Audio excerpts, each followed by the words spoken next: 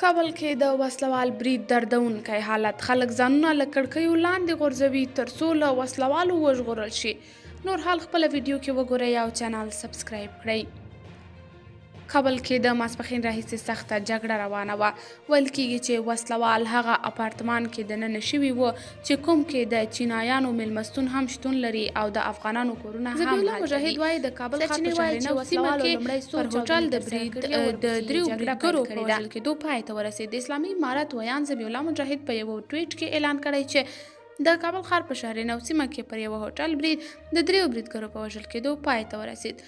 دغه په وینا د هوټل ټول میلمانه ژغورل شوي او کوم بهرني ته مرګ شوبله نه ده اوښتې.